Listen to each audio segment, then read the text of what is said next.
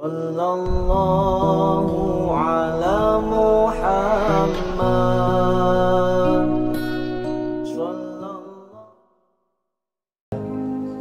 Ada yang bilang bahwa dia cuma acting aja biar keluar dari penjara.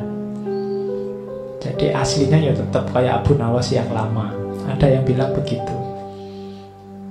Tapi dari syair-syairnya belakangan kelihatannya ya dia benar-benar tobat.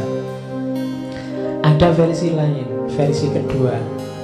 Jadi ada cerita satu ketika ini malam ganjil Ramadan, ya mungkin malam Lailatul Qadar. Nah, jika engkau tak mampu menjadi garam yang melezatkan hidangan, janganlah engkau menjadi lalat yang menjijikkan, yang merusak hidangan itu. Jadi kalau kamu mau rusak, rusaklah sendiri, tapi jangan merusak yang lain. Waktunya orang tadarus, waktunya orang tarawih, kamu merusak situasi. Nah, itu peringatan keras bagi Abu Nuwas yang membuat dia tiba-tiba sadar. Entah siapa orang ini, tapi ini membuat dia tersadar bahwa selama ini mungkin dia kecewa dengan masyarakat, mungkin dia mengkritik masyarakat, tapi dengan semua yang dilakukan sebenarnya dia sedang nambah masalah baru di tengah masyarakat. Jadi orang hidup itu kan kalau bisa ya memang masalah di tengah masyarakat pasti ada. Cuma kalau bisa kita jadi problem solver, kita jadi yang menyelesaikan masalah, bukan part of the problem, bukan bagian dari masalah. Apalagi menjadi pembuat masalah, apalagi jadi orang yang selalu bikin masalah. Nah, kadang-kadang kita ini ingin menyelesaikan masalah, tapi yang lahir adalah nambah masalah baru, yang masalah lama tidak selesai. Gayanya kita ingin menyelesaikan problem, tapi yang lahir justru problem baru, dan problem lama tidak selesai. Dan kalimat ini langsung ditujukan di depannya si Abu Nuwas. Kalau engkau tidak bisa menambah kelezatan hidangan, jangan jadi yang merusak hidangan. Merusak hidangan berarti nambah masalah. Dari situlah nanti Abu Nuwas terus sadar dan dimulailah fase baru hidup jadi ulama. Bahkan beberapa menyebut terus dia jadi sufi. Tapi tetap lucu, tidak apa-apa ya, karena sudah khasnya beliau. Hidupnya memang tidak bisa kok kaku, dia lentur. Makanya terus kesannya dia lucu, bisa beradaptasi dengan situasi apapun. Oke, syair-syairnya banyak. Kita juga kan kenal beberapa syairnya. Ini diantaranya. Misalnya dia menasehati dirinya sendiri. Hai Abu Nuwas, jadilah orang terhormat, baik dan sabar. Ini 3 kalimat ini gabungan yang bagus. Orang terhormat, baik dan sabar. Terhormat itu kualifikasi sosial, baik itu kualifikasi individual, dan sabar itu hubungan dengan yang lain.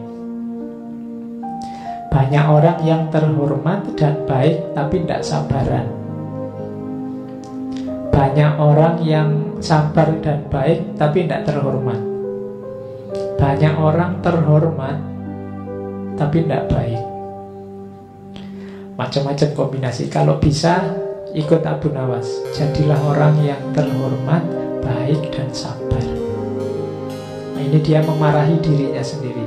Waktu telah merusakmu dengan harta dan keinginan hanya demi kesenanganmu.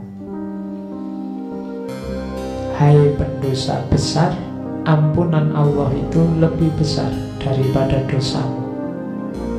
sebesar-besarnya sesuatu masih lebih kecil dibandingkan ampunan Allah yang paling kecil.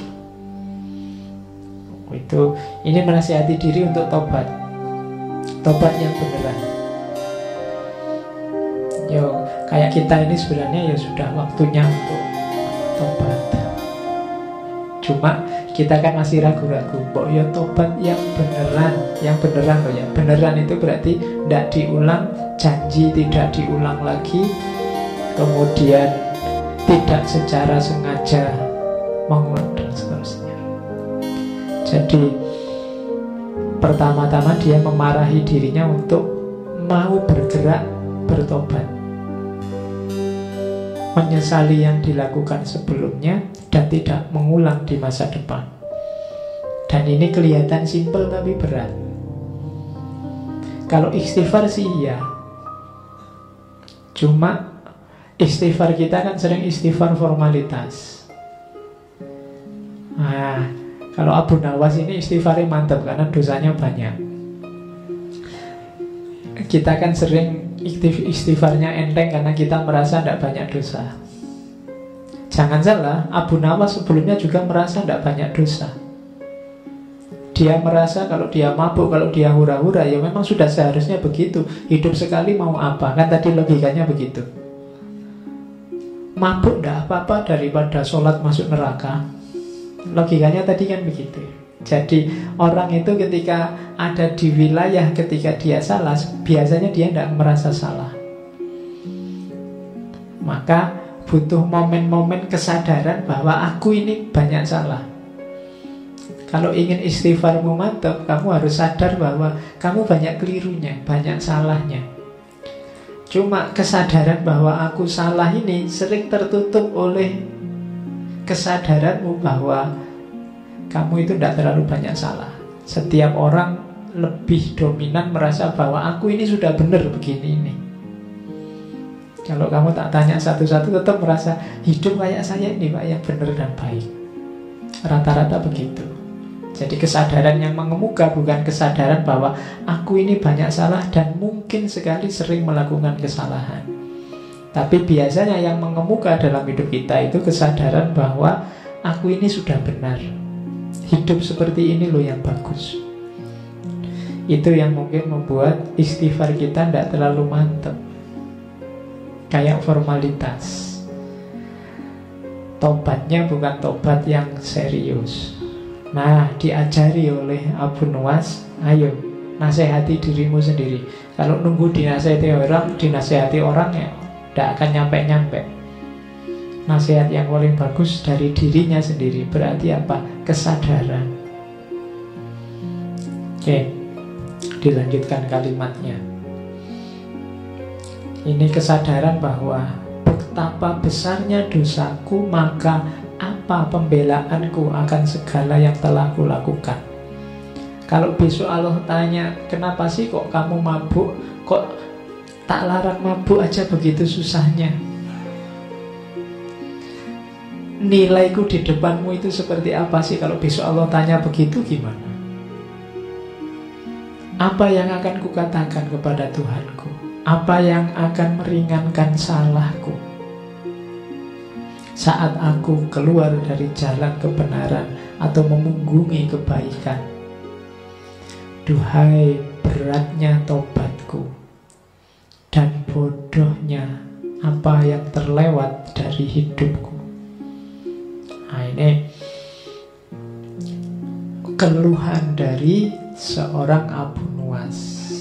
Dia takut nanti kalau ditanya oleh Allah,